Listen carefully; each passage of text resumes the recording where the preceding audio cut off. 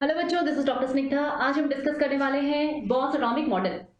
तो बच्चा देखो, आपको पता है इलेक्ट्रॉन प्रोटॉन की डिस्कवरी तो हो गई थी।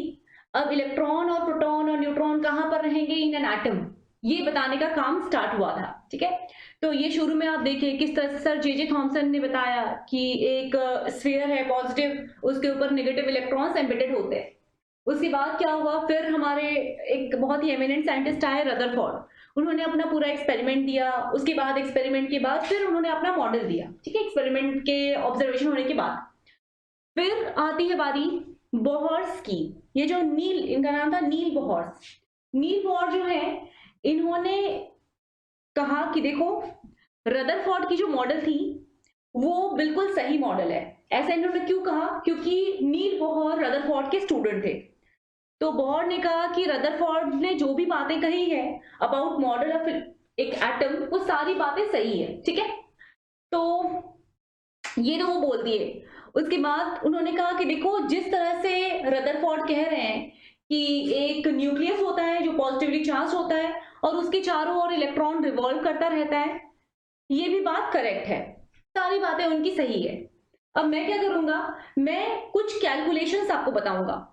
वो जो कैलकुलेशंस हैं वो इलेक्ट्रॉन के रेस्पेक्ट में है। इलेक्ट्रॉन की रेडियस, जिसमें जिस ऑर्बिट में इलेक्ट्रॉन घूम रहा है उसकी रेडियस, फिर velocity of electron, energy electron कितना पोजेस करता है, ये सारी बातें मैं आपको बता दूंगा। मैथमेटिकल कुछ डेरिवेशंस मैं आपको दूंगा, लेकिन मॉडल वही रहेगा जो रदरफोर्ड ने कहा है। रदरफोर्ड की बात सही है। ठीक है, ऐसा नील बोर का कहना था, क्योंकि रदरफोर्ड के स्टूडेंट थे ये बोर। ठीक है, तो अब इनकी कुछ बातें देखते हैं।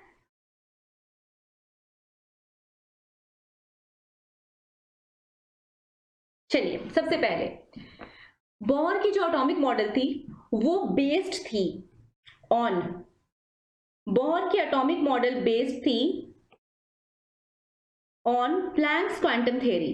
ठीक है, प्लैंक्स क्वांटम थ्योरी पे, based on Planck's quantum theory.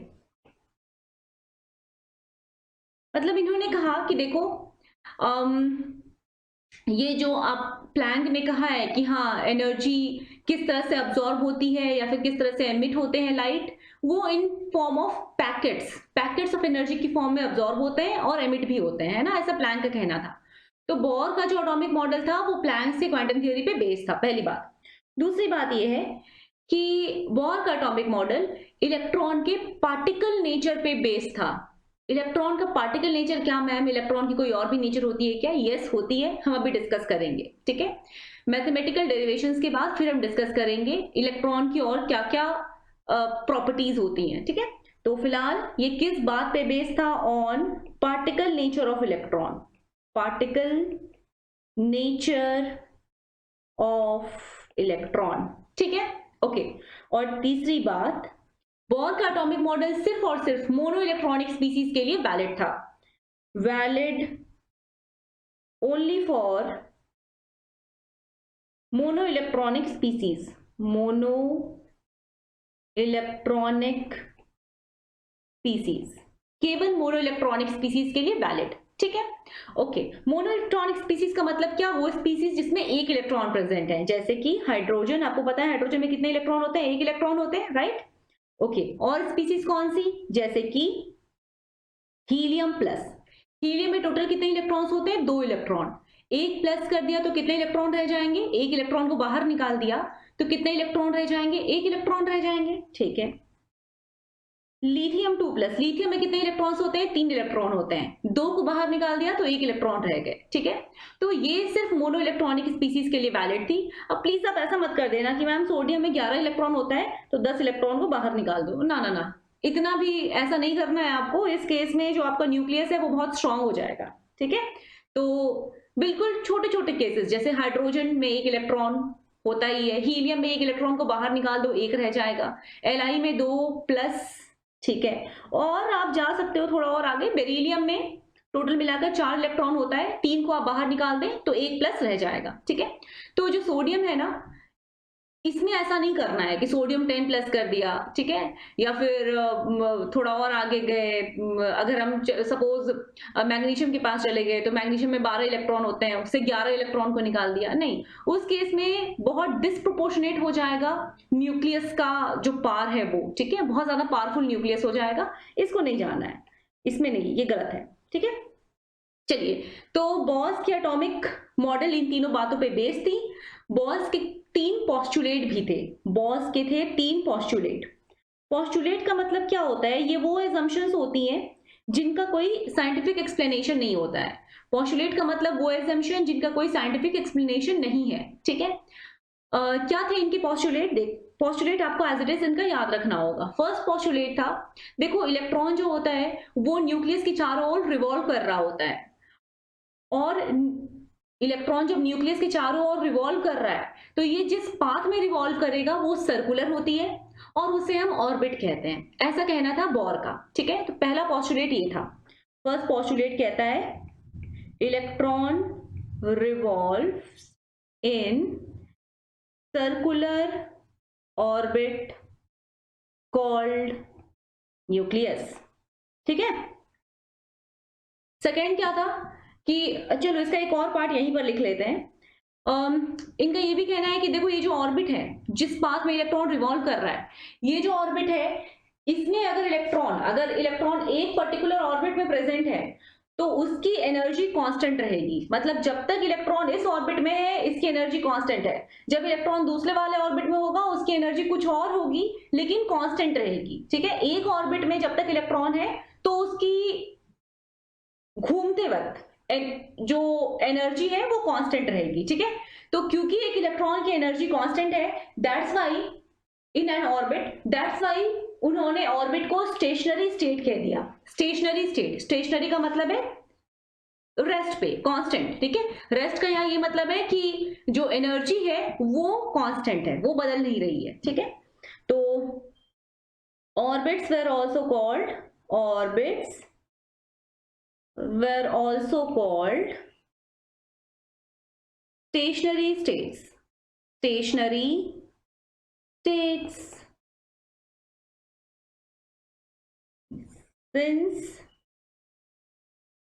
Since energy of electron in a particular orbit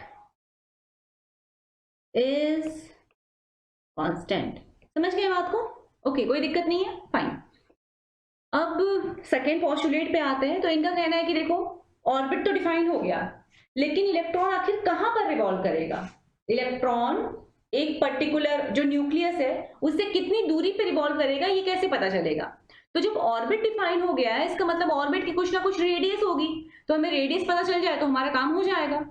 तो इनका कहना है कि देखो इलेक्ट्रॉन सिर्फ उन रेडियस वाले ऑर्बिट पे रिवॉल्व करेंगे जिसके अबाउट इलेक्ट्रॉन की angular momentum integral multiple of h upon 2 पाई के इक्वल आए, ठीक है? इसका मतलब क्या है देखते हैं थोड़ा।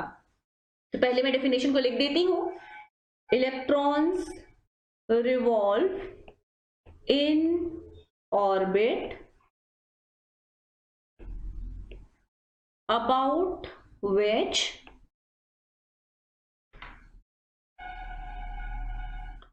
about which its angular momentum is integral multiple of h upon 2 पाई। इसका मतलब क्या है देखते हैं।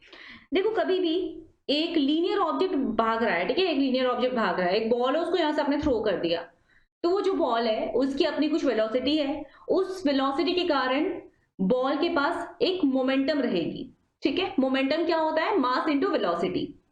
तो उस बॉल की जितनी भी मास है इंटू उसकी जो भी वेलोसिटी है, that is mv will be equal to momentum of that particular ball. क्योंकि बॉल लीनियर मोशन फॉलो कर रहा है, दैट्स व्हाई आप उस मोमेंटम को क्या बोलोगे? लीनियर मोमेंटम बोलोगे, ठीक है? Linear momentum. तो हम कह सकते हैं लीनियर मोमेंटम, ये मैं एक्सप्लेन करने के लिए बता रही हूँ, ये बॉल भाग रहा है वेलोसिटी v के साथ, तो हम बोलेंगे linear momentum will be equal to mass of the ball into v, that is mv। ठीक है, अब अगर मान लो एक बॉल है, वो रिवॉल्व कर रहा है, वो एक पाथ में, एक सर्कुलर पाथ में रिवॉल्व कर रहा है। अब जब वो सर्कुलर पाथ में रिवॉल्व कर रहा है, तब भी उसे कुछ ना कुछ वेलोसिटी होगी, है ना, और उसकी कुछ ना कुछ वेलोसिटी है तो उसकी मोमेंटम भी आएगी, मास इनटू वेलोसिटी करके आएगी मोमेंटम। लेकिन इस बार जो उसकी मोमेंटम आ रही है वो by virtue of which path आ रही है, by virtue of circular motion. ठीक है, तो कभी भी एक पार्टिकल सर्कुलर मोशन परफॉर्म करेगा, उसके कारण उसकी जो मोमेंटम आएगी उसे हम कहते हैं angular momentum. Angular momentum. Linear movement करा तो linear momentum m into V बोलेंगे।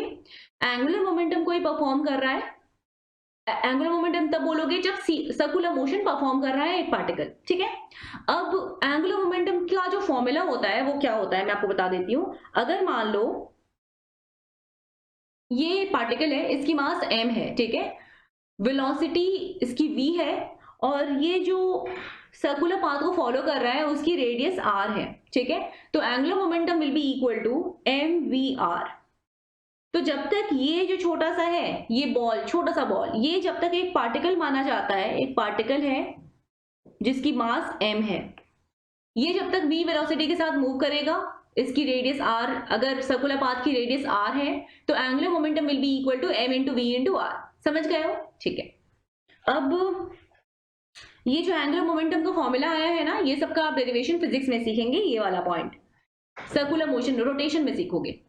फाइन, तो अभी क्या बात है, अभी कहना है हमारे बॉर का कि देखो एक इलेक्ट्रॉन उस ऑर्बिट में रिवॉल्व करता है जिस ऑर्बिट की रेडियस, उसकी रेडियस r अगर डिक्लेयर करी हुई है तो उस रेडियस के about angular momentum of electron should be integral multiple of h upon 2π। तो angular momentum should be integral multiple of h upon 2π, integral multiple of where n is integer। ठीक है, तो ये कहना था, ये था second postulate of bore. n कहां से शुरू होगा, n शुरू होगा 1 2 3, 1 से शुरू होगा, 1 2 3 4 5 and so on. Fine, n की जो वैल्यू है वो क्या बता रही होती है, वो नंबर ऑफ ऑर्बिट बता रही होती है। n की वैल्यू नंबर ऑफ ऑर्बिट बता रही होती है, और mvr is equal to nh upon 2π, ये है सेकेंड पॉस्टुलेट ऑफ बोर। ठीक है, अब आ जाते हैं हम थर्ड पॉस्टुलेट में। तो थर्ड पॉस्टुलेट क्या था इनका, थर्ड पॉस्टुलेट कहता है कि देखो एक इलेक्ट्रॉन अगर कभी भी लोअर ऑर्बिट से हायर ऑर्बिट की तरफ जाए, जैसे ये है आपका न्यूक्लियस, ठीक है, ये न्यूक्लियस है, और इस न्यूक्लियस के यहाँ पे ऊपर ये है एक ऑर्बिट, और यहाँ पर है एक और ऑर्बिट। तो न्यूक्लियस से जो क्लोजेस्ट है उसको हम कहते हैं इनर ऑर्बिट। न्यूक्लियस से दूर जाओगे तो इसका मतलब है आप आउटर ऑर्बिट की तरफ जा रहे हो। ठीक है, तो ये है इनर ऑर्बिट, ये है इनर ऑर्बिट, और ये है आउटर ऑर्बिट, आउटर ऑर्बिट। तो कहना है इनका कि देखो कभी भी एक इलेक्ट्रॉन आउटर से इनर ऑर्बिट की तरफ अगर आएगा, आउटर से इनर आ रहा है मतलब बाहर से अंदर की तरफ आ रहा है, तो वो इलेक्ट्रॉन एनर्जी को एमिट करेगा। ठीक है, अगर कभी भी एक इलेक्ट्रॉन इनर से आउटर की तरफ जा रहा है तो वो एनर्जी को अब्सॉर्ब करेगा, और किस फॉर्म में एमिट या अब्सॉर्ब करेगा, in form of photons, that is in form of packets of energy. ठीक है, तो एक बार लिख लेते हैं, अगर मान लेते हैं इनर से आउटर की तरफ गया, अंदर से बाहर की तरफ गया, तो क्या किया, एनर्जी को अब्सॉर्ब किया। ध्यान रखना बाहर वाले में ज्यादा एनर्जी होती है, तो कम एनर्जी से बाहर वाले की तरफ जाएगा तो एनर्जी को अब्सॉर्ब करेगा। और अगर मान लेते हैं कि वो आया बाहर से अंदर की तरफ, तो इसमें क्या होगा, एनर्जी एमिट होगी।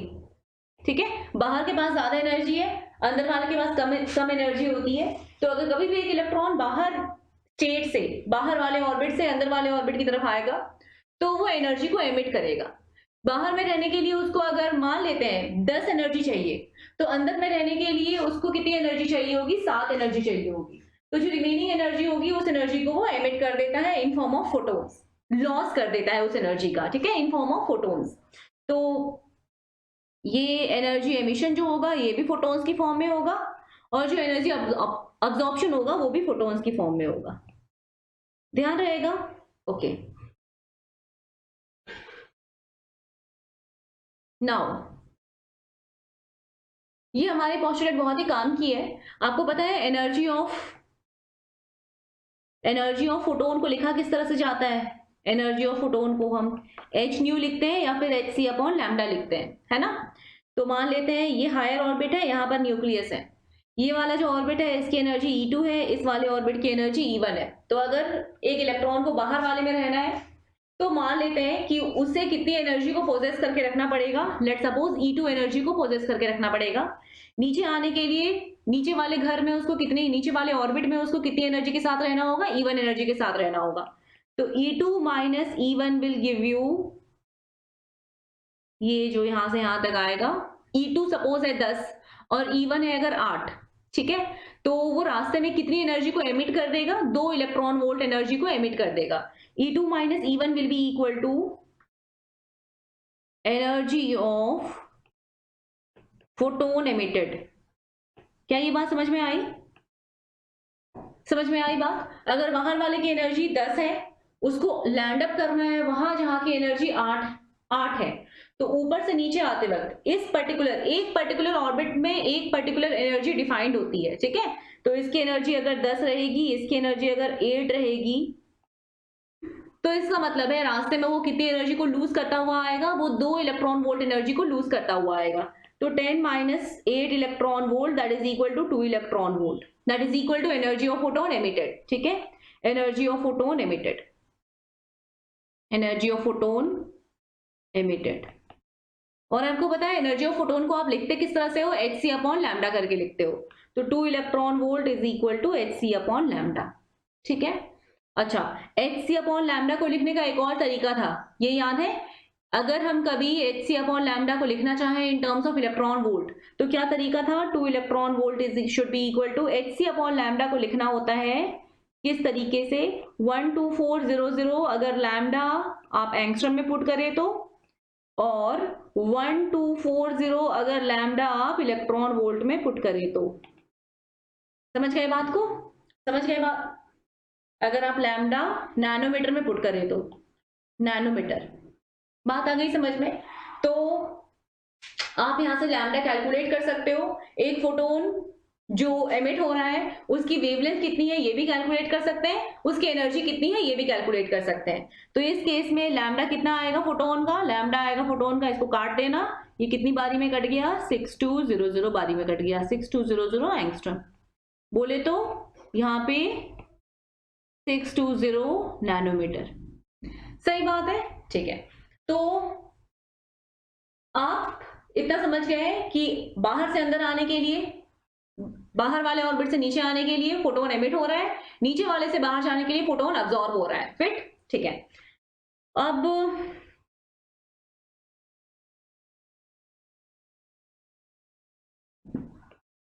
ये देखो कि एक ये है हमारे दो पार्टिकल, ठीक है, Q1 और Q2, दोनों के पास चार्ज है, एक के पास Q1 चार्ज है, एक के पास Q2 चार्ज है। इन दोनों के बीच में जो डिस्टेंस है ना, ये डिस्टेंस है D, ठीक? दोनों अलग अलग है, अलग अलग सेपरेटेड है एट अ डिस्टेंस D, या फिर डिस्टेंस R, आपकी मर्जी, आप कुछ भी कर सकते हो, इसको R भी कर सकते हो, ठीक है? ओके, तो दो चार्ज है, दोनों सेपरेटेड है एट अ डिस्टेंस R। ये दोनों जो चार्ज है अगर ये पॉजिटिव और नेगेटिव होते तो दोनों के बीच में थोड़ी अट्रैक्शन टेंडेंसी होती, अगर ये दोनों पॉजिटिव पॉजिटिव होते तो इनके बीच में थोड़ी रिपल्शन टेंडेंसी होती। अभी हमने इनको एक बहुत ही स्टेबल डिस्टेंस पे रखा है, दैट इज R डिस्टेंस, ठीक है? दोनों प्रेजेंट है अपना। अब इनके बीच में जो फोर्स ऑफ अट्रैक्शन या फोर्स ऑफ रिपल्शन आएगा उसका मैग्नीट्यूड क्या होगा वो लिख लेते हैं। दो चार्ज पार्टिकल के बीच में जो फोर्स ऑफ अट्रैक्शन या फोर्स ऑफ रिपल्शन आता है उसे हम कहते हैं इलेक्ट्रोस्टैटिक फोर्स ऑफ अट्रैक्शन और इलेक्ट्रोस्टैटिक फोर्स ऑफ रिपल्शन, ठीक है? तो electrostatic force is equal to, उसका मैग्नीट्यूड निकाल रहे हैं हम, k q1 q2 upon R square. ये कुलम्स लॉ है। ये लॉ कहती है कि देखो कभी भी दो चार्ज अगर सेपरेटेड हो r डिस्टेंस पे, तो उनके बीच में जो फोर्स होता है इलेक्ट्रोस्टैटिक फोर्स, उसकी वैल्यू होती है, उसकी मैग्नीट्यूड होती है k q1 q2 upon r square. ठीक है, q1 क्या है? चार्ज, पहला चार्ज पार्टिकल, q2 है दूसरा चार्ज पार्टिकल, r है जो डिस्टेंस बिटवीन है q1 और q2 के बीच में वो। ठीक है, k कांस्टेंट है, k की वैल्यू होती है 9 इंटू 10 टू द पावर 9। थोड़ा यूनिट बता सकते हैं क्या? इलेक्ट्रोस्टैटिक फोर्स कौन सी यूनिट में होगा? न्यूटन यूनिट में होगा। आर स्क्वायर ये मीटर स्क्वायर। ठीक है, इन दोनों की यूनिट क्या होगी? Q1 Q2 की यूनिट क्या होगी? Coulomb into coulomb, that is coulomb square.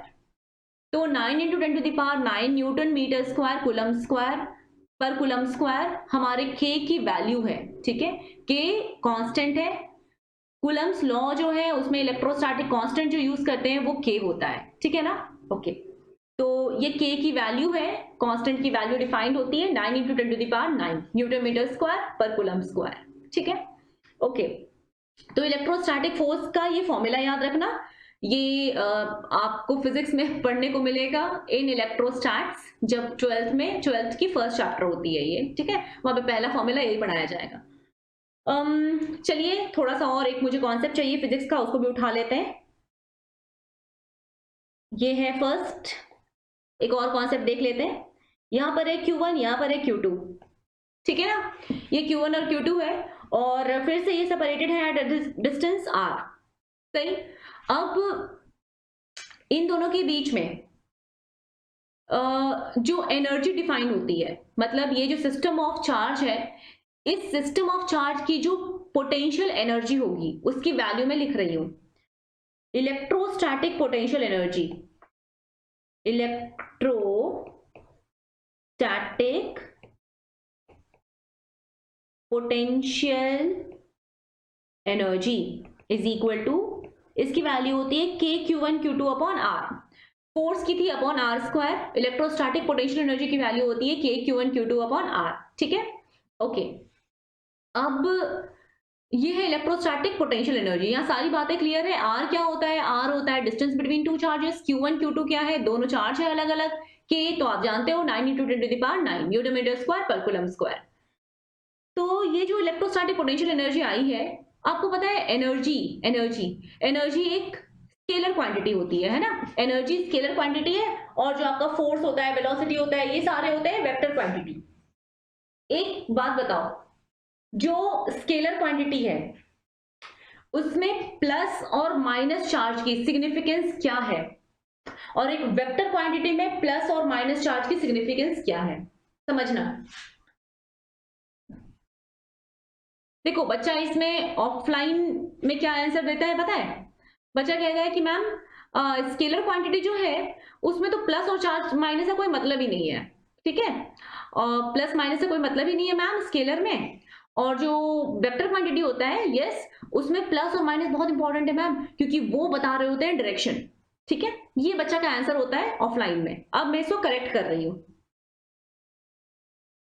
क्या है कि एक वेक्टर क्वांटिटी जैसे कि फोर्स, इसमें प्लस या माइनस सिर्फ और सिर्फ डायरेक्शन बताता है। ठीक है, जैसे कि प्लस न्यूटन अगर टुवर्ड्स प्लस एक्स एक्सिस है, प्लस 5 न्यूटन अगर टुवर्ड्स, इसका मतलब अगर ये हुआ 5 न्यूटन टुवर्ड्स ईस्ट, अगर इसका ये मतलब है, तो -5 न्यूटन का मतलब क्या होगा? 5 न्यूटन टुवर्ड्स वेस्ट। ये आप पढ़े होंगे फिजिक्स में वेक्टर में, है ना, पहला चैप्टर। तो पॉजिटिव और नेगेटिव का सिर्फ और सिर्फ सिग्निफिकेंस वेक्टर क्वांटिटी में बस इतना है कि वो डायरेक्शन बता रहे होते हैं, दैट्स इट। मैं +5 लिखूं या मैं -5 लिखूं, जो फोर्स है उसका मैग्नीट्यूड सेम है। +5 इधर अप्लाई करो या +5 उल्टे में अप्लाई करो, अप्लाई तो आप 5 ही कर रहे हो, है ना, बस डायरेक्शन अलग अलग है। तो वो डायरेक्शन कैसे हम लिख रहे हैं, अभी हम रिप्रेजेंट कर रहे हैं +5 और -5 से। अलग बात है आप प्लस आई कैप माइनस आई कैप उन सबसे भी रिप्रेजेंट कर सकते हो। ठीक है, अब हम आ जाते हैं स्केलर क्वांटिटी में। स्केलर क्वांटिटी में बच्चों, स्केलर क्वांटिटी में ये जो है ना, ये जो है आपका प्लस और माइनस, ये बहुत बहुत बहुत ज्यादा इंपॉर्टेंट है। स्केलर क्वांटिटी में इसकी इंपॉर्टेंस बहुत अधिक है। क्यों? स्केलर क्वांटिटी में +5 जूल, जैसे एनर्जी की बात कर रहे हैं, स्केलर में +5 जूल और -5 जूल का मतलब ही पूरा अलग हो गया। ठीक है, इनकी मैग्नीट्यूड ही अलग हो गई। +5 जूल जो एनर्जी है और -5 जूल जो एनर्जी है, इन दोनों एनर्जी में 10 जूल का फर्क है, 10 जूल का। स्केलर क्वांटिटी में प्लस और minus sign extremely extremely extremely important हो जाता है, क्योंकि वो मैग्नीट्यूड को ही बदल देता है। ठीक है, कम से कम वेक्टर में तो डायरेक्शन है, डायरेक्शन है, आप प्लस माइनस नहीं लिखो तो डायरेक्शन लिख दो, प्लस और माइनस सिर्फ डायरेक्शन को बता रहा होगा। स्केलर में पूरी वैल्यू ही बदल जाती है प्लस और माइनस के आने से। ठीक है, तो +5 जूल और -5 जूल, इन दोनों के बीच में डिफरेंस कितने का है? 10 जूल का डिफरेंस है। बात समझ में आ रही है? ओके, जब आप वेक्टर की बात करते हो ना, तो +5 न्यूटन और -5 न्यूटन का स्केलर डिफरेंस कितना आएगा, उसके मैग्नीट्यूड का डिफरेंस कितना आएगा? 0 आएगा, है ना। डायरेक्शन अलग अलग है, लेकिन उनकी मैग्नीट्यूड का डिफरेंस निकालोगे तो वो 0 आएगा। यहां पर मैग्नीट्यूड का डिफरेंस निकालोगे तो कितना आएगा? मैग्नीट्यूड मतलब यहाँ पर प्लस और माइनस जो है वो अल्टीमेटली पूरे वैल्यू को डिटरमिन कर रहे होते हैं, वो साइन नहीं बताते। इन दोनों के बीच में डिफरेंस कितनी एनर्जी का है? 10 जूल एनर्जी का है। ठीक है, तो ये ऑफलाइन में मैं डिस्कस करती हूँ। फिर जैसे मान लो यहाँ पे एक पोडियम बना रहता है ना, जिसमें हम लोग वो रखते हैं, अपना मार्कर रखते हैं और डस्टर रखते हैं। ठीक है, तो वो जो पोडियम रहता है, लेट सपोज ग्राउंड से हमारा जो ये है स्टेज, ग्राउंड से जहां पर आप रखते हो सारा सामान, तो एक रैक है, इस रैक की ग्राउंड से डिस्टेंस है मान लेते हैं 10 मीटर। तो इस 10 मीटर डिस्टेंस पे मैंने कह दिया कि जो ऑब्जेक्ट रखा है उसकी एनर्जी कितनी है? +5 जूल एनर्जी है। जब आप ग्राउंड से गड्ढा बना दोगे, एक होल डिग आउट कर दोगे, और वो जो होल है उसकी भी 10 मीटर की डेप्थ है, फिर उस होल में जाकर आप इसी ऑब्जेक्ट को रख दो। अब जो उस ऑब्जेक्ट की एनर्जी आएगी वो कितनी आएगी? -5 जूल आएगी। ठीक है, तो +5 जूल -5 जूल, दोनों के बीच में energy gap, potential energy gap बहुत ज्यादा है। कितने का गैप है? 10 का गैप है, 10 जूल का गैप है। समझ गए हो?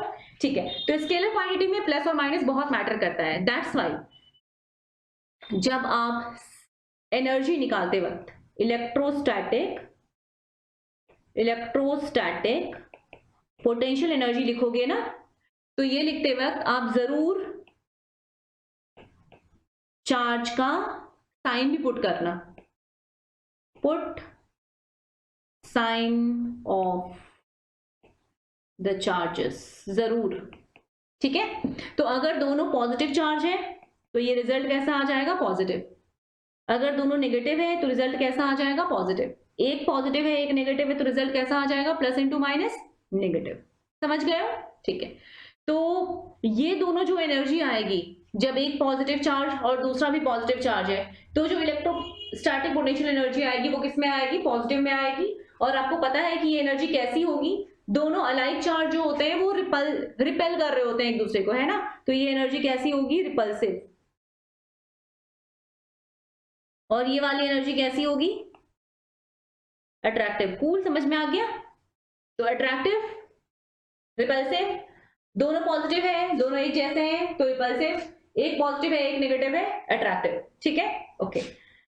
अब चलो, अब हम जो बोर एटॉमिक मॉडल है इनका पोस्टुलेट तो सीख गए, यही 3 पोस्टुलेट थे बोर एटॉमिक मॉडल के। अब ये सीखने के बाद हम आ जाते हैं मैथमेटिकल डेरिवेशन। बोर की एप्लीकेशन क्या है? बोर की एप्लीकेशन है, उन्होंने रेडियस को, वेलोसिटी को और एनर्जी को डिफाइन करा। ठीक है, रेडियस, वेलोसिटी और एनर्जी को डिफाइन किया था बोर ने। तो अब एक बार लिख लेते हैं हेडिंग। हमारा जो फिजिक्स वाला डिस्कशन था वो यहीं खत्म होता है। एक छोटा सा डिस्कशन अभी आगे और आएगा, तो चलो उसको भी लिख ही देती हूँ यहाँ पे। एक और डिस्कशन लिख लेते हैं हम। कभी भी एक ऑब्जेक्ट है वो रिवॉल्व कर रहा है, ये ऑब्जेक्ट है ये रिवॉल्व कर रहा है अराउंड सेंटर, और सेंटर से इस ऑब्जेक्ट की दूरी कितनी है? r। ठीक है ना, ऑब्जेक्ट कहां पर बना हुआ है? ऑब्जेक्ट अपना रिवॉल्व कर रहा है, ये सेंटर है, ये है सेंटर। ठीक है, ऑब्जेक्ट रिवॉल्व कर रहा है और इसकी डिस्टेंस इस जो सर्कुलर पाथ है इसकी रेडियस r है, ठीक है।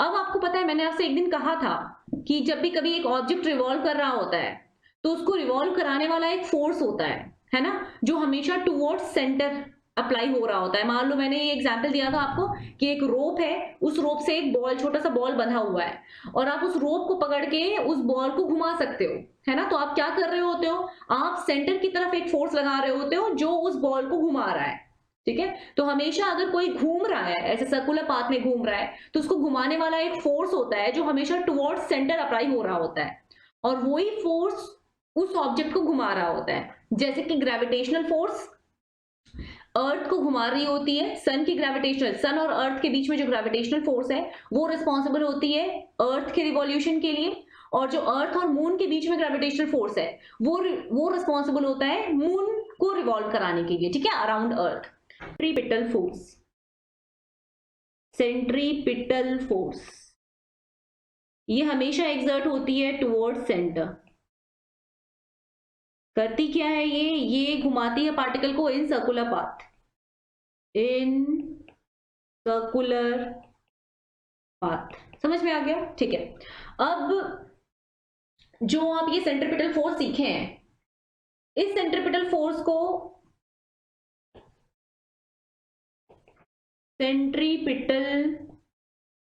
फोर्स को अलग अलग नाम से जाना जाता है अलग अलग जगहों पे। जैसे आपको पता है मैंने आपसे कहा ग्रेविटेशनल फोर्स घुमा रहा होता है अर्थ को और ग्रेविटेशनल फोर्स मून को भी घुमा रहा होता है, तो उस केस में सेंट्रीपिटल फोर्स ग्रेविटेशनल फोर्स कहलाएगा, ठीक है। यहां पर सेंट्रीपिटल फोर्स क्या कहलाएगा देखते हैं। मान लो एक न्यूक्लियस है, ये है एक न्यूक्लियस, इस न्यूक्लियस के चारों ओर अगर इलेक्ट्रॉन घूम रहा है तो इन दोनों के बीच में, ये इलेक्ट्रॉन और न्यूक्लियस के बीच में जो अट्रैक्शन है, यही अट्रैक्शन रिस्पॉन्सिबल होती है इलेक्ट्रॉन को घुमाने के लिए, ठीक है।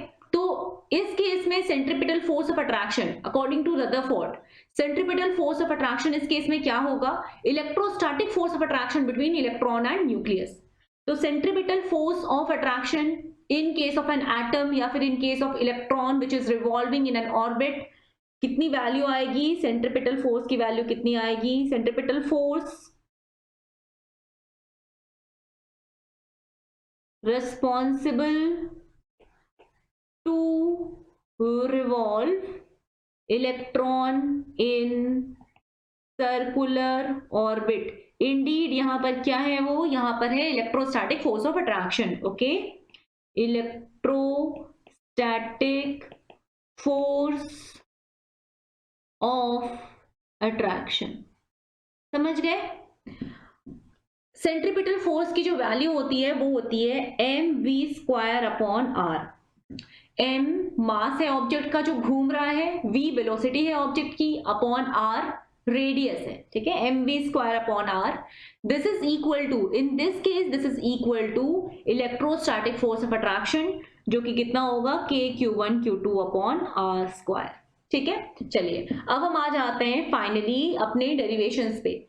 तो जो बोर है उन्होंने डेरिवेशन दिया था सबसे पहले रेडियस ऑफ ऑर्बिट का, रेडियस ऑफ ऑर्बिट का दिया था उन्होंने डेरिवेशन। क्या था, रेडियस ऑफ ऑर्बिट की वैल्यू कैसे निकाली देख लेते हैं।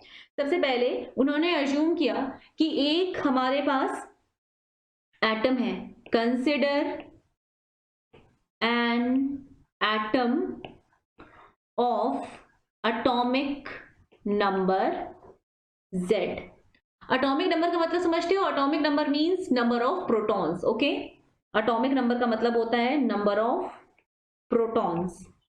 तो नंबर ऑफ प्रोटॉन्स कितना है, z है हमारे इस स्पीसीज में। इलेक्ट्रॉन कितना होगा, 1 ही होगा, क्योंकि बोर की जो मॉडल है वो सिर्फ मोनो इलेक्ट्रॉनिक स्पीसीज से डील कर रही होती है, ठीक है। तो उन्होंने कंसिडर किया एक एटम का जिसमें नंबर ऑफ प्रोटॉन z है लेकिन इलेक्ट्रॉन कितना है, 1 है, ठीक है। अब अगर number of proton total z है, एक प्रोटॉन का पता है आपको कितना चार्ज होता है, 1 चार्ज ऑफ 1 प्रोटॉन। एक प्रोटॉन का चार्ज उतना ही होता है जितना एक इलेक्ट्रॉन का चार्ज होता है प्लस चार्ज के साथ, बस पॉजिटिव होता है वो, और इलेक्ट्रॉन का चार्ज कितना होता है, नेगेटिव में होता है। तो प्लस ई लिख रहे हैं एक प्रोटॉन का चार्ज। मतलब ई की वैल्यू कितनी होती है 1.6 इंटू 10 टू द पावर -19। इसको अगर आप नेगेटिव में कर देंगे तो इलेक्ट्रॉन का चार्ज आ जाएगा, इसको अगर आप पॉजिटिव में कर देंगे तो प्रोटॉन का चार्ज आ जाएगा। ठीक है, तो charge of one proton is equal two plus ई। हमारे पास हमारे इस स्पीसीज में कितने सारे प्रोटॉन है? Charge of Z proton is equal two plus Z ई। समझ गए? ठीक है, तो ये जो सेंटर है, इस सेंटर में सारे प्रोटॉन सेंटर में है और न्यूट्रॉन्स भी सेंटर में है, और जो न्यूट्रॉन्स होते हैं वो न्यूट्रल होते हैं। इसका मतलब है चार्ज ऑफ जेड प्रोटॉन जो सेंटर में है उसकी चार्ज कितनी है? Z E plus. ठीक है, अब ये एक इलेक्ट्रॉन है, इन दोनों के बीच इलेक्ट्रोस्टैटिक फोर्स ऑफ अट्रैक्शन होगी, और वो किसके बराबर होगा? सेंट्रीपिटल फोर्स के बराबर होगा। तो हम लिख सकते हैं ना mv² अपॉन r। m क्या है बच्चा? m है मास ऑफ इलेक्ट्रॉन। मैं यहां लिख देती हूँ नहीं तो कंफ्यूज हो जाओगे। m है mass of electron into v² upon r is equal to kq1 q2 upon r square. दोनों के बीच में डिस्टेंस कितनी है? r की डिस्टेंस है k। q1 कितना है? ये वाला चार्ज इलेक्ट्रॉनिक चार्ज है, तो इसकी q की वैल्यू कितनी होगी? e के बराबर होगी। और ये चार्ज कैसा है? ये चार्ज प्लस Ze के बराबर है, तो हम लिखेंगे Ze इंटू ई। आप क्या लिख रहे हो? फोर्स लिख रहे हो ना, इलेक्ट्रोस्टैटिक फोर्स ऑफ अट्रैक्शन। तो आपको सारे चार्जेस की साइन पुट करने की जरूरत नहीं है, क्योंकि साइन सिर्फ जो प्लस या माइनस अगर आता तो वो सिर्फ इतना ही बता रहा होता कि अल्टीमेटली फोर्स की डायरेक्शन क्या है। तो फोर्स की डायरेक्शन तो हम अभी जान रहे हैं, सेंट्रीपिटल फोर्स जो होता है वो भी टुवर्ड्स सेंटर होता है, और जो ये इलेक्ट्रोस्टैटिक फोर्स ऑफ अट्रैक्शन पढ़ रहे हैं ये भी क्या है? जो न्यूक्लियस है वो इलेक्ट्रॉन को अपनी तरफ खींच रहा है। तो दोनों ही फोर्स टुवर्ड्स सेंटर है, हमें सिर्फ मैग्नीट्यूड से मतलब है। ठीक है, क्या बन रहा है? mev² upon r is equal to kze² upon r square. कोई दिक्कत नहीं। नाउ आप इसको कैंसिल करेंगे, r कैंसिल हो गया। मिला है आपको mv² is equal to kze² upon r। ठीक है, ओके। नाउ एक और तो याद होगा पॉइंट, एक और पॉइंट हमने सीखा था, mvr is equal to nh upon 2 pi. याद है ना? mvr is equal to nh upon 2 pi. तो m क्या है? जो ऑब्जेक्ट रिवॉल्व कर रहा है, मतलब मास ऑफ इलेक्ट्रॉन है, v उसकी वेलोसिटी है, r रेडियस है, n नंबर ऑफ शेल है, h तो आपको पता है 6.626 into 10 to the power -34 joule second पढ़ा था हमने, प्लैंक्स कांस्टेंट अपॉन 2 पाई। ठीक है, तो v की जो वैल्यू है, v की वैल्यू आपने लेफ्ट वाले इक्वेशन में निकाली है, उस v की वैल्यू को यहां पर पुट कर देंगे। आप चाहो तो v की वैल्यू यहां से भी निकाल सकते हो, वाइस वर्सा एक ही बात आएगी। तो v की वैल्यू चलो यहीं से निकाल लेते हैं, इस पेज में खुला हुआ है। तो nh upon 2 pi into MER, ये आ गया v, ये v आ गया। ठीक है, अब ये जो v की वैल्यू आई है, पुटिंग वैल्यू ऑफ v इन पुराना वाला इक्वेशन, वो इक्वेशन क्या आया था बच्चों? mv² अपॉन r, है ना? mv² अपॉन r, ये वाला जो इक्वेशन था।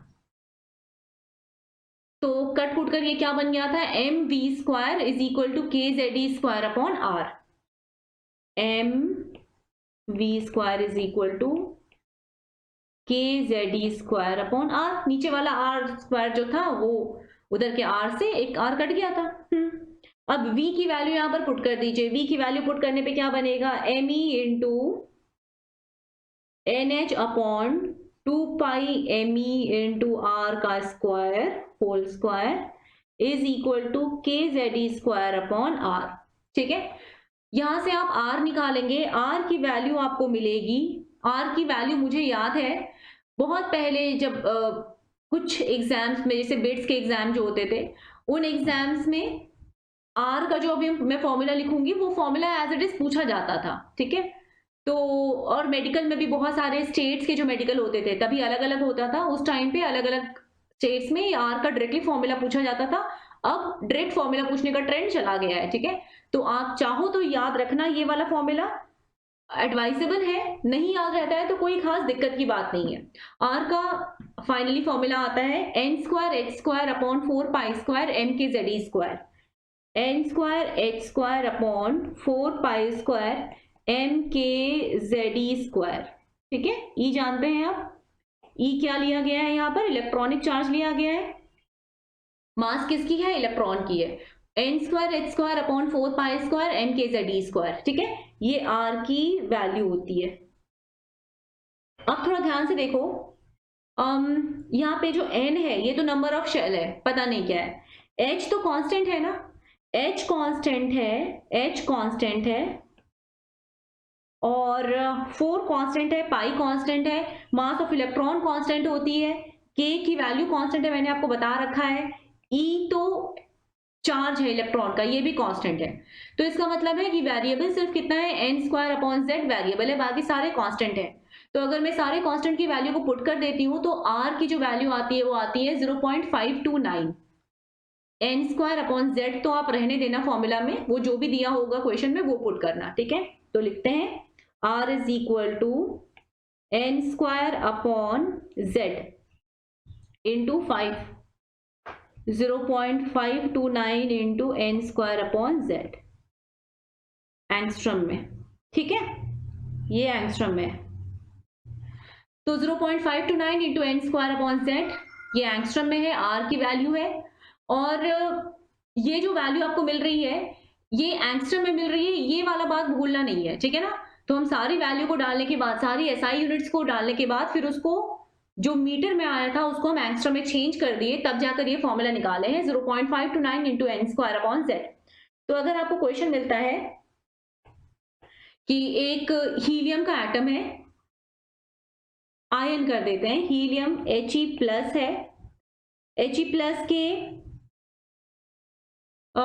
सेकेंड ऑर्बिट की बात हो रही है, second orbit, calculate radius, He plus के सेकेंड ऑर्बिट की रेडियस कितनी होगी, क्या करोगे आप, डायरेक्टली फॉर्मूला याद रखोगे, R is equal to 0.529 upon 0.529 into N square upon Z into N square upon Z.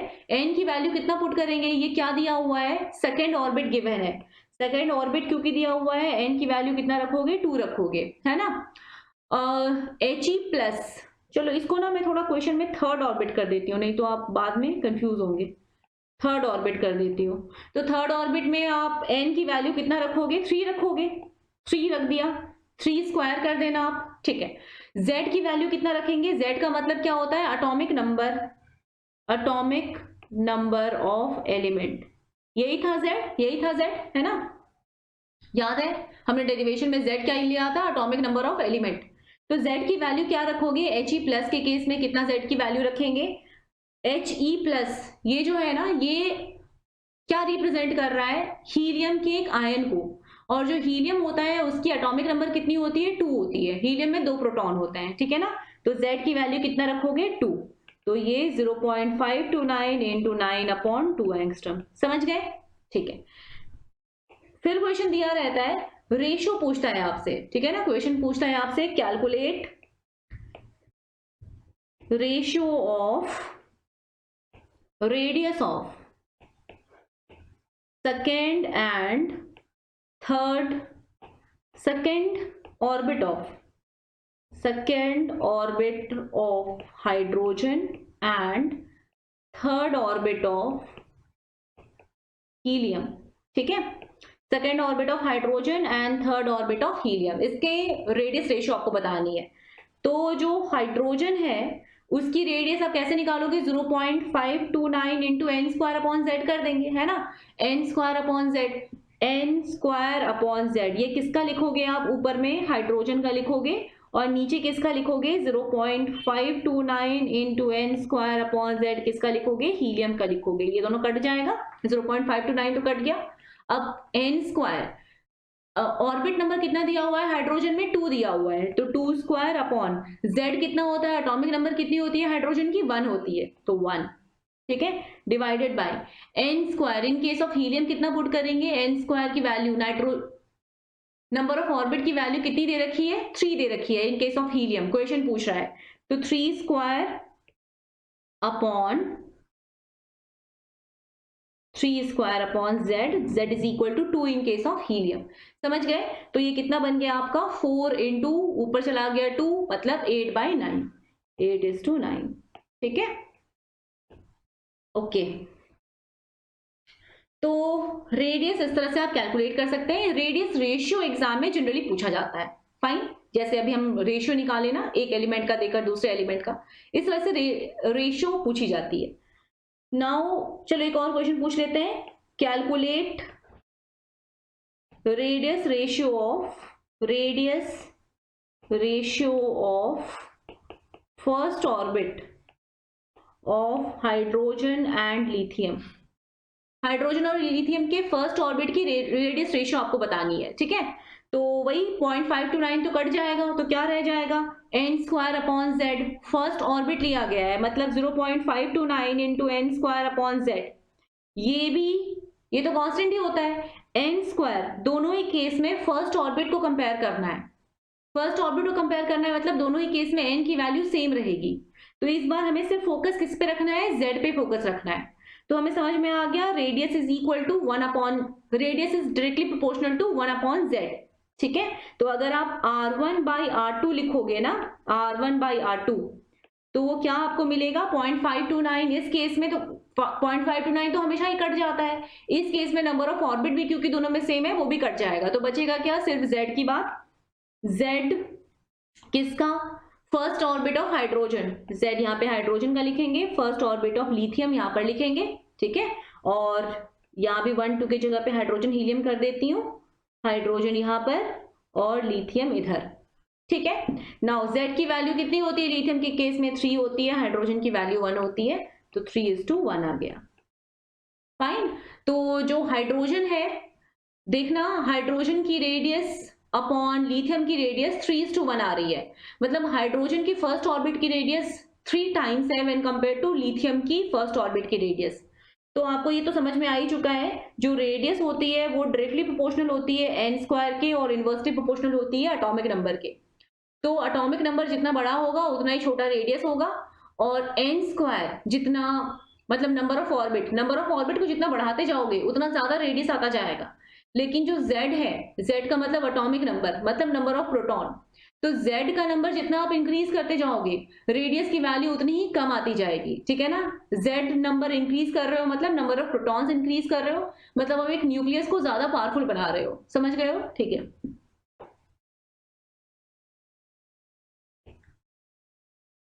तो इस तरह से हम रेडियस कैलकुलेट कर लिए। अब बारी आती है वेलोसिटी की। वेलोसिटी ये है second, velocity of electron.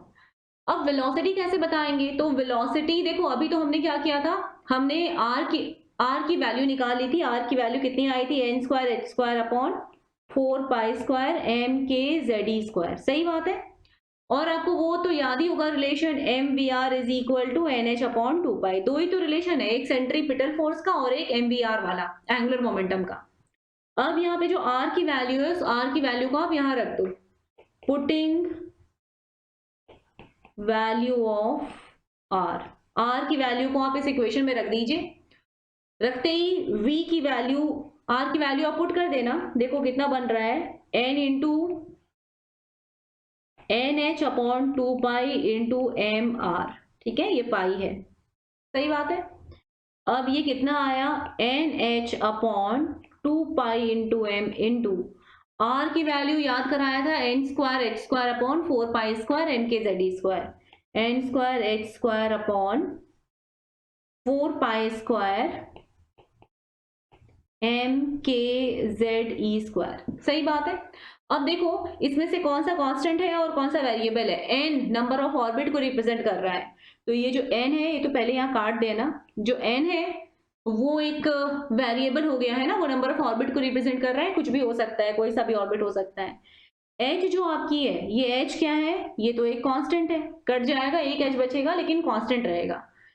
Pi constant, 4 constant, 2 constant, pi constant, m cut गया, कैंसिल हो गया। k, ये m किसका था, मास ऑफ इलेक्ट्रॉन था। ठीक है, k constant, e square constant, ये सारी बातें कांस्टेंट है। तो वेरिएबल क्या मिला है, वेरिएबल सिर्फ और सिर्फ मिला है एक वेरिएबल मिला है z, और एक वेरिएबल मिला है n, कोई दिक्कत नहीं है। तो v की जो वैल्यू है, इन सारी वैल्यूज को अगर हम पुट कर दें, SI में पुट करें, सारी वैल्यूज को पुट करने के बाद आपको जो मिलेगा z/n तो उसमें रहेगा ही रहेगा, है ना। फिर वैल्यू आती है 2.18 into 10⁶ metre second inverse. Velocity की वैल्यू आती है, वेलोसिटी किसकी आ रही है, वेलोसिटी ऑफ इलेक्ट्रॉन, ठीक है। Velocity of electron is equal to 2.18 into 10⁶ z/n metre per second. इसको अगर सेंटीमीटर पर सेकेंड में करोगे तो आपको पता है मीटर को सेंटीमीटर में चेंज कैसे करते हैं, 100 से मल्टीप्लाई कर देते हैं। 1 metre is equal to 100 centimetre हो जाता है ना। तो सेंटीमीटर पर सेकेंड में चेंज करोगे तो कितना आ जाएगा, 2.18 into 10⁸ into z/n metre centimetre per second. तो आप बस ये वाला याद रखना, v की वैल्यू जो है ये वेलोसिटी ऑफ इलेक्ट्रॉन को रिप्रेजेंट कर रहा है, ये कभी कभी कभी भी मत भूलना, velocity of electron, velocity of electron. तो वेलोसिटी ऑफ इलेक्ट्रॉन कितनी आ रही है, 2.18 into 10⁶ into z/n metre per second, ठीक है, ये याद रखना है। वेलोसिटी ऑफ इलेक्ट्रॉन ये आई, रेडियस जो था उसकी वैल्यू कितनी आई थी, 0.529 इंटू n²/z। यहाँ पे देखना वेलोसिटी ऑफ इलेक्ट्रॉन जो है वो z/n है, जस्ट उल्टा है, z/n, ठीक है, okay. Velocity mass of electron पे डिपेंड नहीं कर रही है, मास कैंसिल हो जा रहा है, ये प्लीज ध्यान रखना है। वेलोसिटी में लिख देती हूँ इसको, वेलोसिटी जो है उसमें आप देखिए मास यहाँ पे कट जाएगा, मास यहाँ पे कैंसिल हो जाएगा, ठीक है। तो वेलोसिटी मास ऑफ इलेक्ट्रॉन पे डिपेंड नहीं करती है।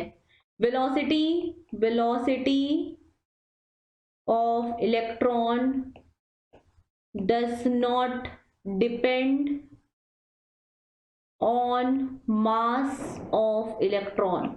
जो हायर लेवल के क्वेश्चंस होते हैं उन क्वेश्चंस में, जैसे एडवांस के जो क्वेश्चंस रहेंगे उनमें वेलोसिटी ऑफ इलेक्ट्रॉन, ये वाली जो लाइन है कि velocity of electron does not depend on mass of electron, ये बात आपको बहुत काम में आएगी, ठीक है। कैसे, मैं बताऊंगी आपको। Velocity of electron mass of electron पे डिपेंड नहीं कर रहा है, कैसे डिपेंड नहीं कर रहा है, एम कैंसिल हो जा रहा है, ठीक है। तो आपको पूरी डेरिवेशन तो याद नहीं रखनी होती है ना, लेकिन आपको फाइनली फॉर्मूला याद रखना है और ये लाइन भी याद रखना है। अब मैं साथ ही एक और कंपैरिजन कर देती हूँ रेडियस का। रेडियस याद है मैंने आपसे क्या कहा, रेडियस कितना आया, 0.529 इंटू n²/z। लेकिन रेडियस में एक बात होती है, रेडियस का इसके जो पहले फॉर्मूला आया था वो कितना आया था, n²h²/4π² ठीक है। तो जो रेडियस होती है of electron, radius of electron depends on mass of electron. और किस तरह से डिपेंड करती है, n²h²/4π²m², मतलब R इज, ये वाली बात आती है। तो कभी कभी क्वेश्चन में क्या करता है कि कहता है कि देखो आप एक हाइपोथेटिकल प्लैनेट में चले गए हो और वो हाइपोथेटिकल प्लैनेट में इलेक्ट्रॉन का जो मास है वो यहाँ के इलेक्ट्रॉन के मास के डबल है, तो बताओ रेडियस किस तरह से चेंज होगा और वेलोसिटी किस तरह से चेंज होगी। तो वेलोसिटी चेंज तो नहीं होगी, और रेडियस क्या होगा, रेडियस मास की क्योंकि इनवर्सली प्रोपोर्शनल है, रेडियस बदल जाएगा, ठीक है ना। और अगर मास को डबल कर दियो तो मास कितना, रेडियस कितना हो जाएगा, हाफ हो जाएगा, समझ गए। तो ये दोनों जो बातें लिखी हुई है, ये दोनों बातें सिर्फ और सिर्फ एडवांस क्वेश्चन के लिए इंपॉर्टेंट है, वैसे जनरली मेंस में और नीट में ये नहीं पूछा जाता है इस पे क्वेश्चन, ठीक है।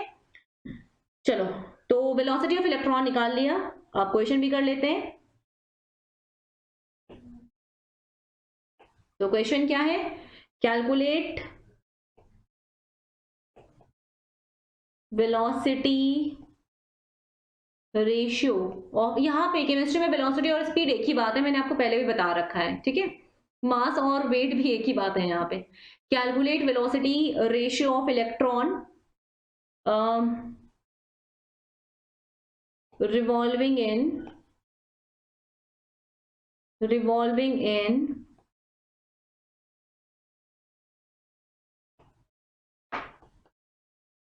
second orbit of hydrogen and third orbit of beryllium 3+, ठीक है।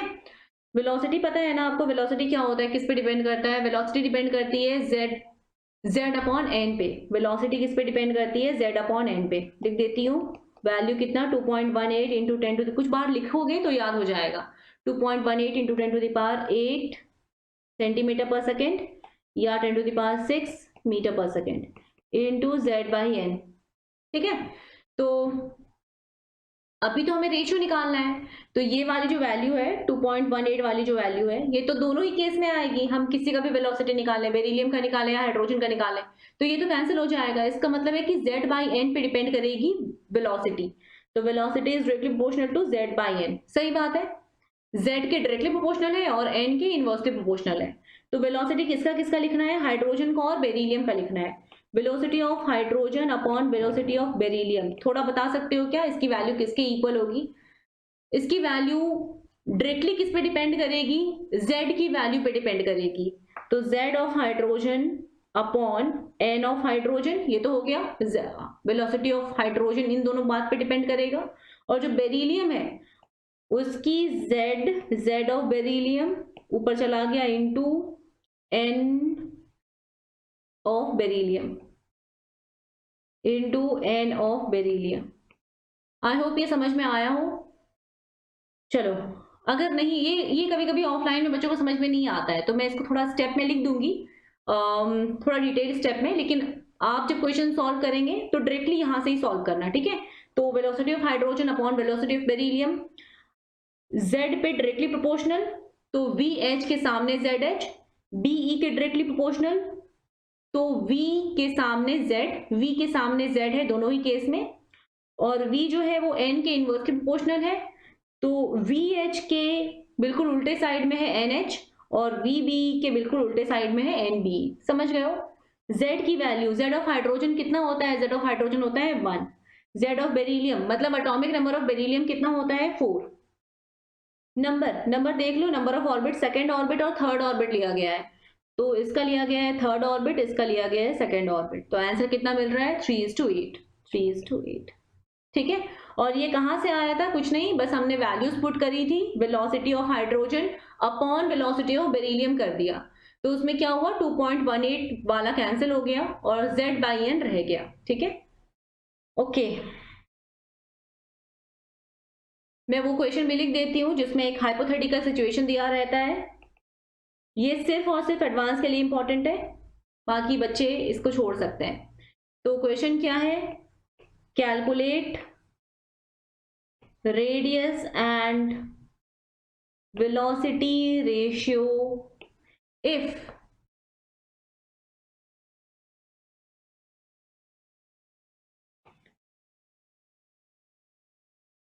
velocity ratio of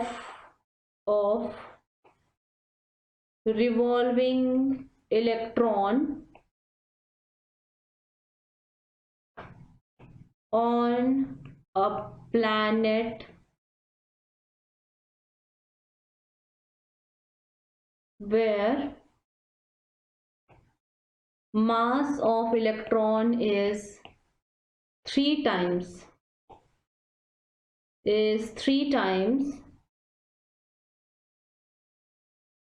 mass of electron on earth, और ये रेशियो किसके साथ निकालोगे, with ratio with radius and velocity of electron on earth. ठीक है, तो आपको पता चल चुका है जो वेलोसिटी होती है वो मास पे डिपेंड नहीं करती है, देयरफॉर दोनों ही कंडीशन में वेलोसिटी की रेशियो सेम आएगी।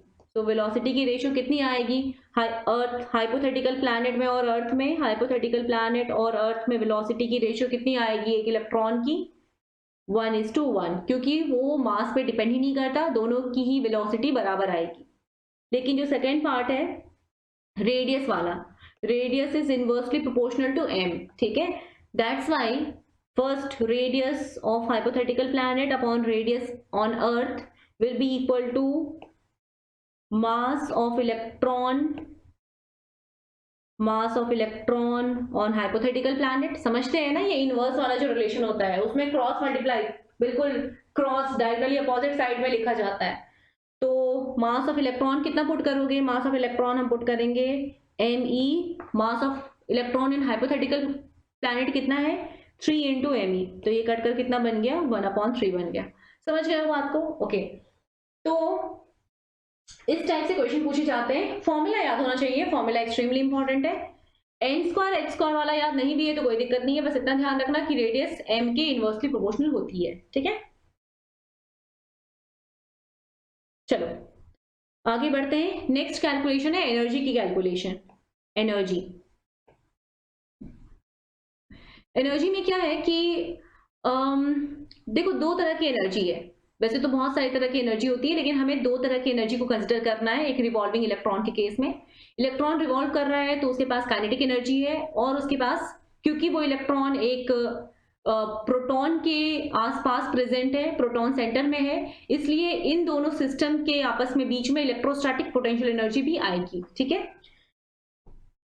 तो total energy is equal to kinetic energy plus potential energy, है ना।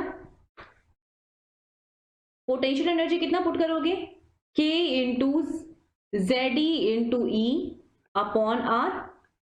साइन क्या रखोगे, क्योंकि ZE का साइन कैसा है पॉजिटिव, और E का इलेक्ट्रॉन का साइन कैसा है नेगेटिव, दैट्स वाई आप इसका साइन क्या रखेंगे, नेगेटिव रखेंगे। तो रिजल्ट आपको क्या मिलेगा, माइनस। तो ये मिल गया है आपको पोटेंशियल एनर्जी। आई होप ये समझ में आ गया है, नहीं आया तो मैं लिख देती हूँ। सारे स्टेप्स को लिख लो, कोई बात नहीं है, पहली बार स्टेप स्किप करने का कोई मतलब नहीं है। कितना आ रहा है ये, माइनस KZE² अपॉन R। ये पोटेंशियल एनर्जी मिल गया। अब बारी आती है काइनेटिक एनर्जी की। Kinetic energy, kinetic energy directly तो नहीं लिख पाएंगे। mv² upon R is equal to, याद है आपको mv² अपॉन R क्या था, सेंट्रीपिटल फोर्स था।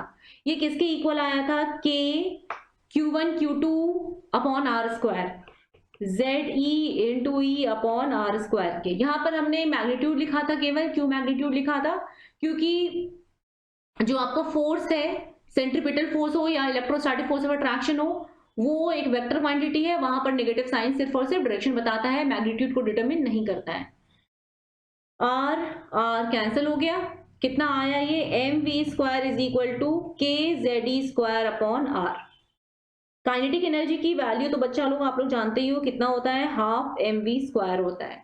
तो this will be equal to half into KZE² upon R। कोई दिक्कत नहीं है। KZE² अपॉन 2R किसकी वैल्यू आ रही है, काइनेटिक एनर्जी की वैल्यू आ रही है, और पोटेंशियल एनर्जी की वैल्यू कितनी आ रही है, माइनस KZE² अपॉन R आ रही है। तो एक है माइनस KZE² अपॉन R और एक है KZE² अपॉन 2R। कोई दिक्कत नहीं। नाउ टोटल एनर्जी अगर आप कैलकुलेट करने जाओगे इन दोनों की हेल्प से, टोटल एनर्जी इन दोनों को ऐड करेंगे तो total energy will be equal to kinetic energy plus potential energy. सही बात है, वैल्यू पुट करोगे।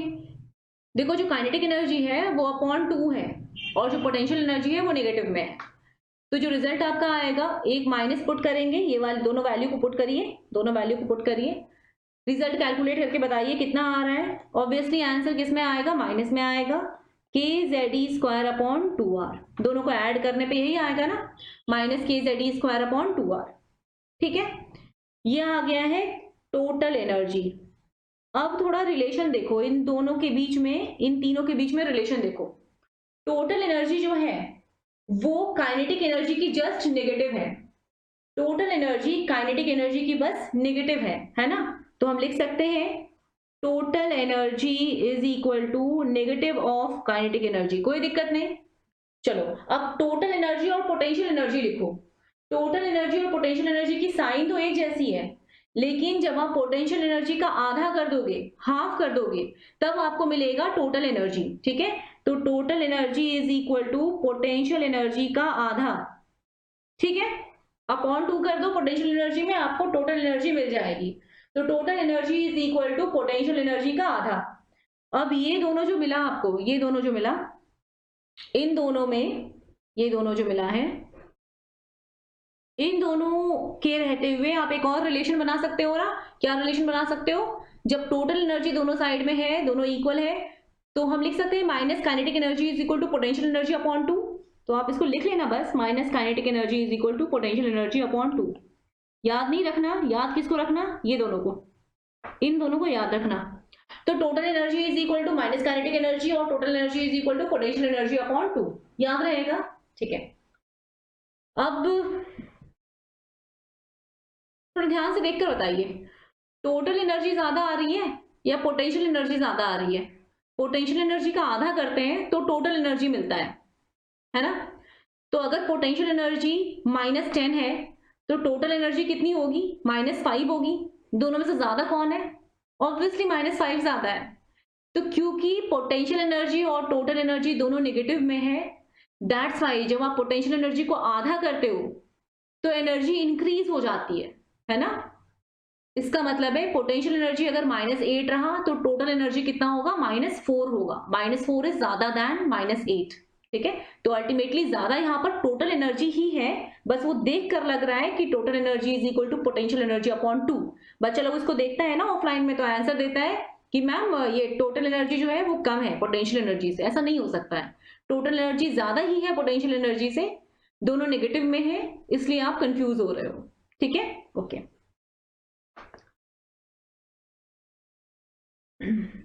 फाइन। अब क्या है कि आप एनर्जी तो निकाल लिए, एनर्जी का रिलेशन भी मालूम हो गया, वैल्यूज पुट कर देते हैं।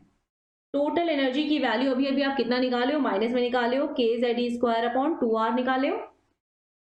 चलो अब वैल्यू पुट करते हैं, -kZe², r की वैल्यू रख दो बस, n²h² अपॉन 4π² mkZe² रख दिया।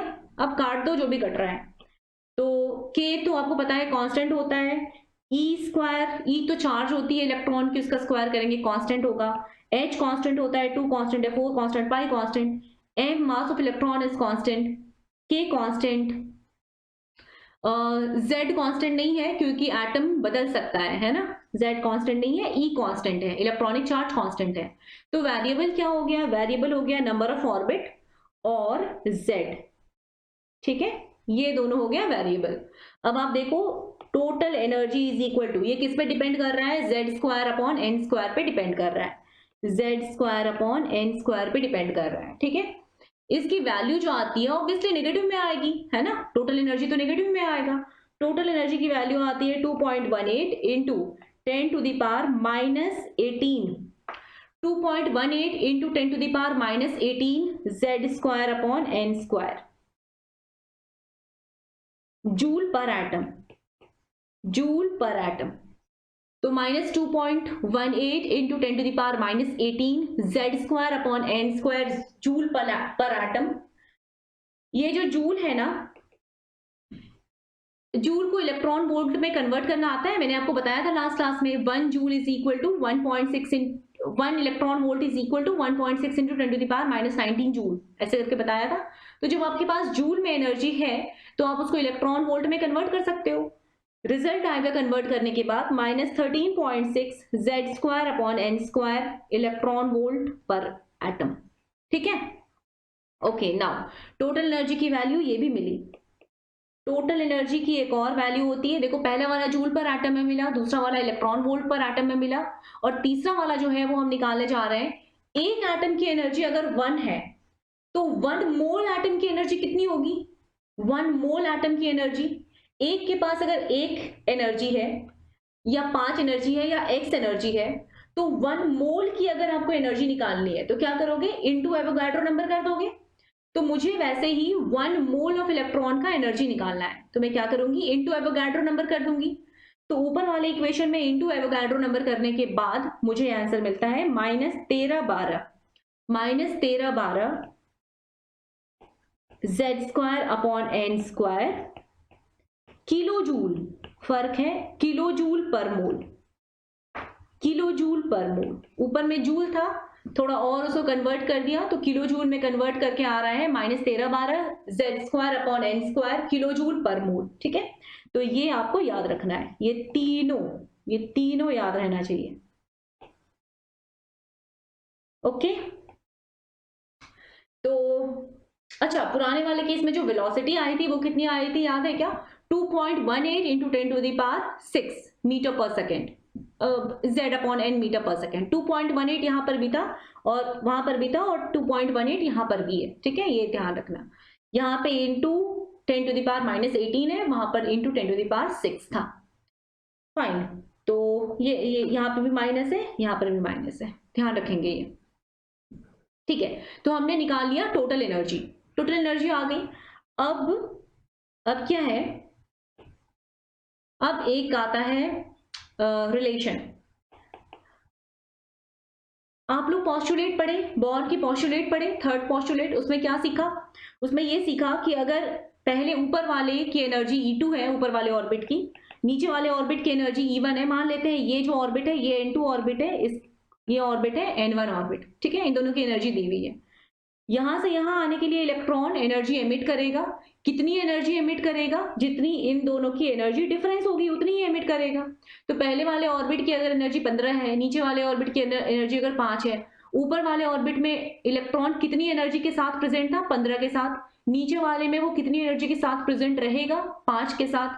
तो जब वो नीचे आएगा तो रास्ते में क्या करेगा? 10 एनर्जी को लूज कर देगा इन फॉर्म ऑफ फोटोन्स, ठीक है। तो E2 minus E1 is equal to energy of photon। कोई दिक्कत नहीं। अब एनर्जी ऑफ फोटोन को हम क्या लिखेंगे? hc अपॉन लैम्डा, ठीक है, लिखते हो आप यही। E2 अपॉन E1, E2 का मतलब energy of second orbit, E1 का मतलब energy of first orbit. Energy of second orbit थोड़ा बताओ कितना रखोगे? एनर्जी लिखना अभी आया ना आपको, -2.18 माइनस 2.18 इंटू 10⁻⁻18 इंटू E2 में क्या लिखना था? Z² अपॉन N2², ठीक है, देख लीजिए आप, Z², ये वाला, ठीक है, Z² अपॉन N2²। तो हमने यहां लिखा Z² upon N2², Z² upon N2², ठीक, कोई दिक्कत नहीं है। अब माइनस E1 भी लिख लो। माइनस E1 की वैल्यू कितनी? Again energy of first orbit लिखेंगे।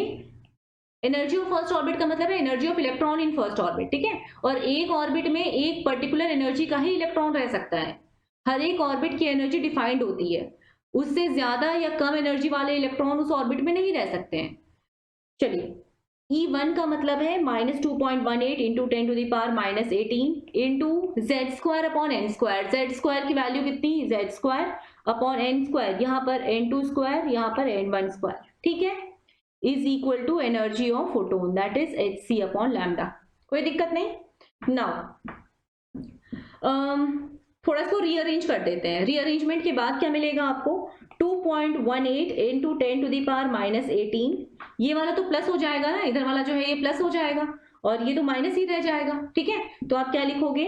Z² को सामने निकाल लो, Z² को बाहर निकाल लेना क्योंकि वो भी कॉमन है। Z² को आपने बाहर निकाल लिया, इंटू Z² को बाहर निकालने के बाद इंटू क्या आया? देखिए, प्लस में आ रहा है N1² और माइनस में क्या आ रहा है? N2²। तो हम क्या लिखेंगे? 1 upon N1² minus 1 upon N2²। कोई दिक्कत नहीं, is equal to hc upon lambda, ठीक है। हम एक डेरिवेशन कर रहे हैं, छोटा सा डेरिवेशन। चलो, ये भी हो गया। अब hc को आप लेफ्ट हैंड साइड भेज दो, तो ये बन जाएगा 2.18 इंटू 10⁻⁻18 अपॉन h इंटू सी।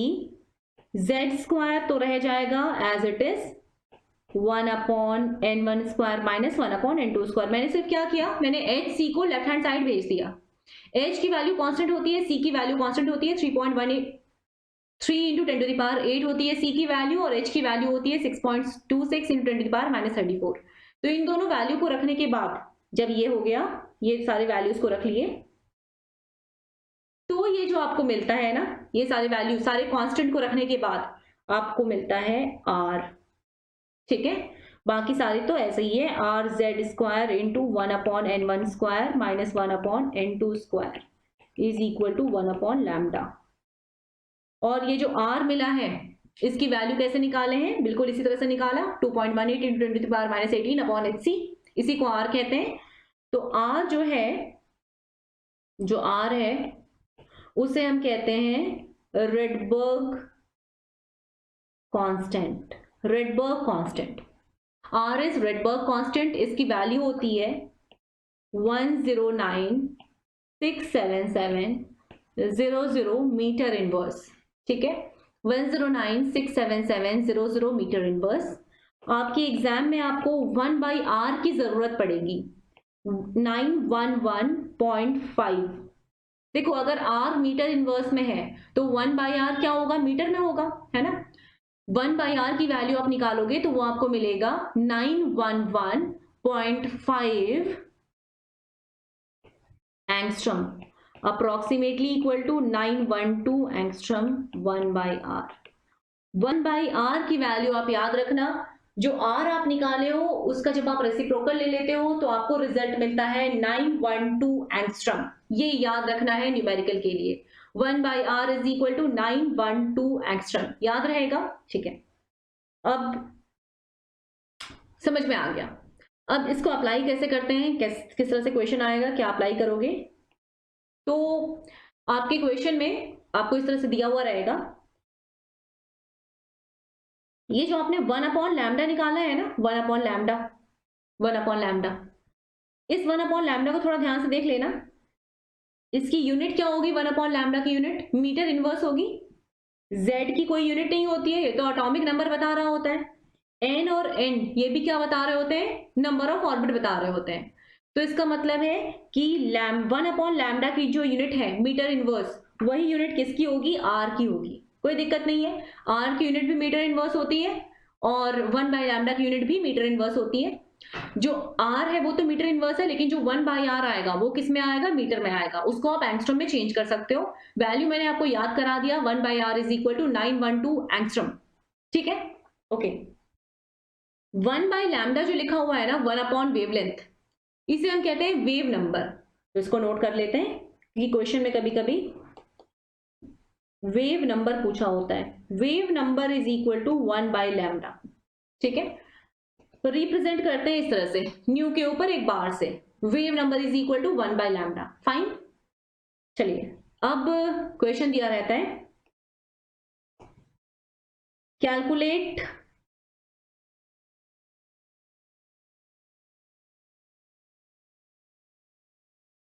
एक, ये तो r आपकी वैल्यू है ना, आपको लैम्डा पूछा रहेगा क्वेश्चन में।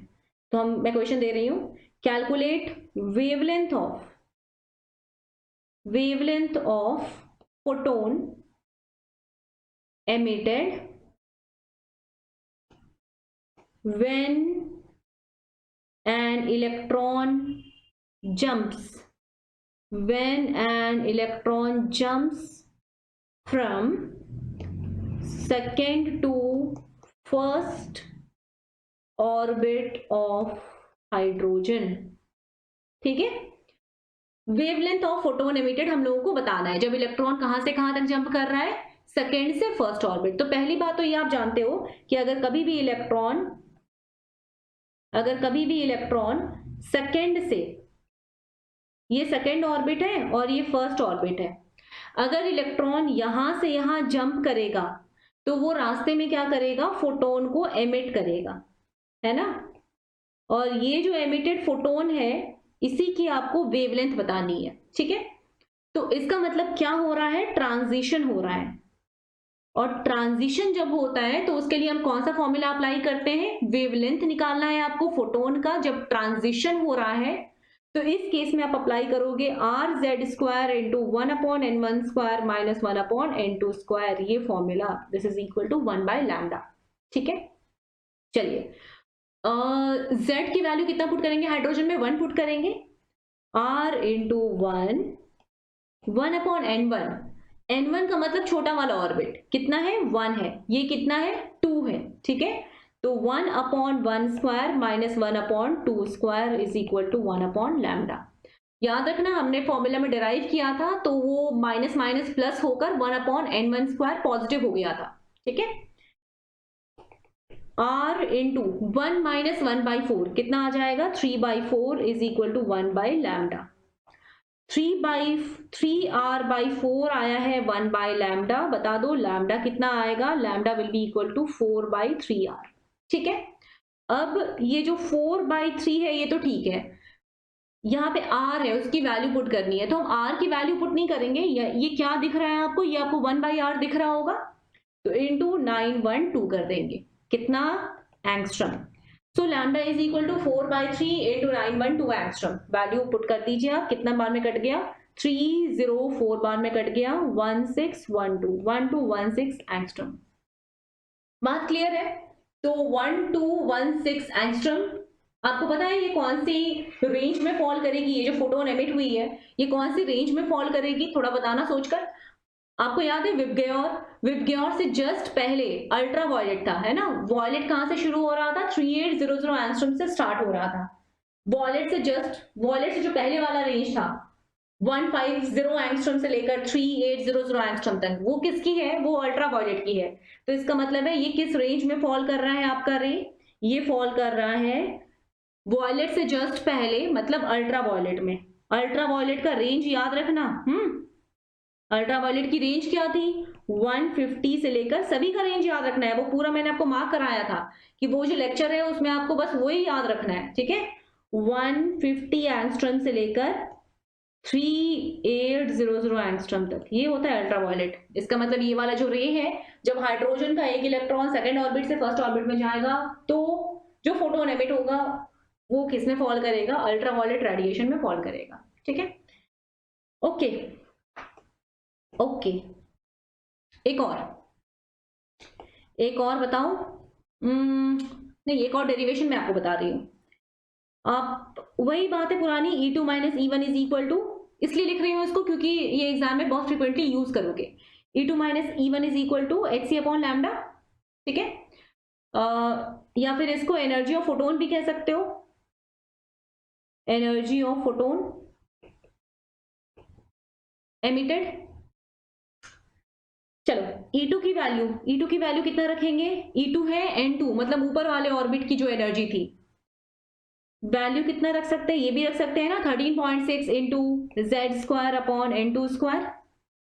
E1 की वैल्यू क्या रख सकते हो? -13.6 इंटू Z² अपॉन N1²।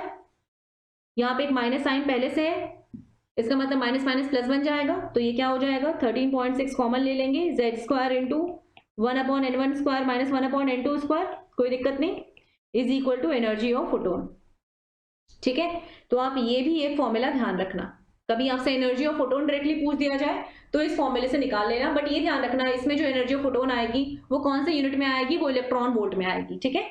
तो एनर्जी, बिकॉज 13.6 वाला जो फॉर्मूला था वो इलेक्ट्रॉन वोल्ट पर एटम का था, तो ये आ जाएगा इलेक्ट्रॉन वोल्ट में। ओके, तो अभी पुराने वाले क्वेश्चन में अगर आप सॉल्व किए होते, इन प्रीवियस क्वेश्चन इस क्वेश्चन में अगर आप सॉल्व किए होते तो कितना मिलता? 13.6 इंटू हाइड्रोजन था तो 1 पुट करते हाइड्रोजन का, सेकेंड ऑर्बिट से फर्स्ट ऑर्बिट में आ रहा था, 1/1 minus 1/4 is equal to energy of photon emitted, 13.6 into 3/4,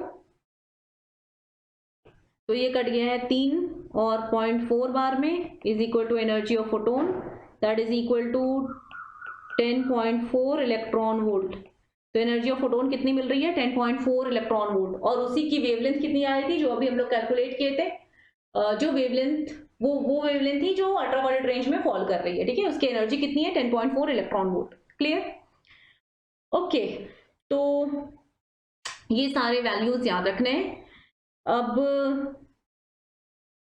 एक पॉइंट मैं आपको बता दूं, आप देखो यहाँ पर ऊपर वाला ऑर्बिट है, यहाँ न्यूक्लियस है, ठीक है ना? इसकी एनर्जी है 10 इलेक्ट्रॉन वोल्ट, इसकी एनर्जी है 2 इलेक्ट्रॉन वोल्ट। अब आप ये देखो कि कभी भी एक इलेक्ट्रॉन ऊपर से नीचे आएगा तो वो 8 इलेक्ट्रॉन वोल्ट का फोटोन एमिट करेगा, ठीक है? अगर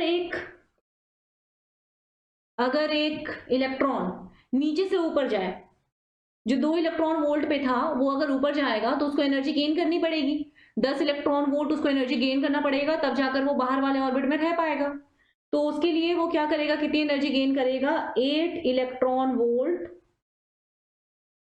एनर्जी इज गेन्ड, है ना? तो एनर्जी जो एमिट हो रही है वो कितनी हो रही है, 8 इलेक्ट्रॉन वोल्ट एमिट हो रही है।